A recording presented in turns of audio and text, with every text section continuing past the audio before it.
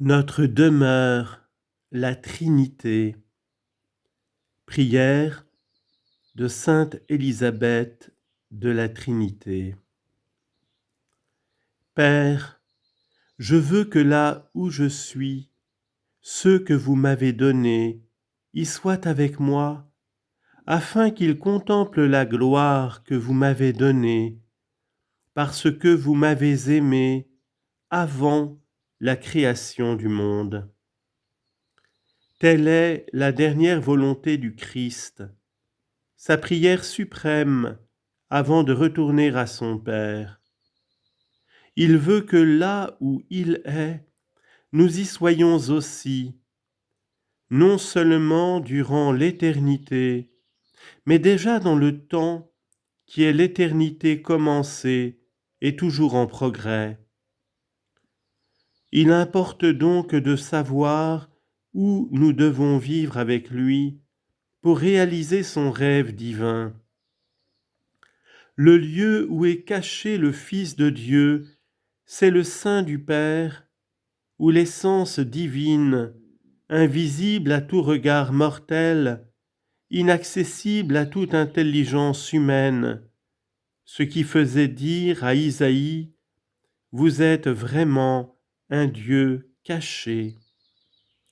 Et pourtant sa volonté, c'est que nous soyons fixés en lui, que nous demeurions où il demeure, dans l'unité d'amour, que nous soyons pour ainsi dire comme l'ombre de lui-même.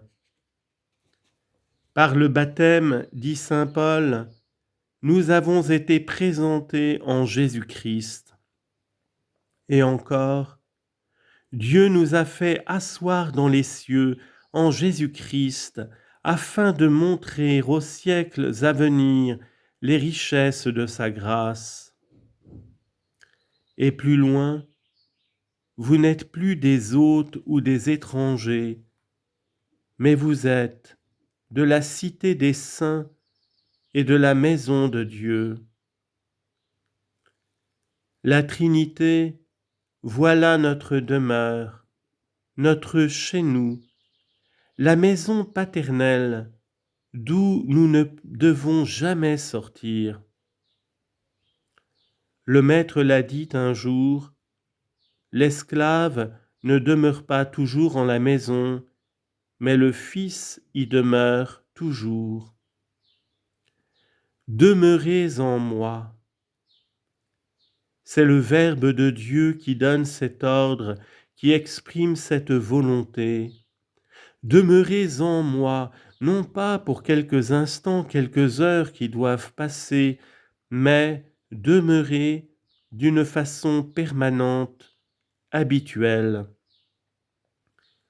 Demeurez en moi, priez en moi, adorez en moi, aimez en moi, souffrez en moi, travaillez, agissez en moi.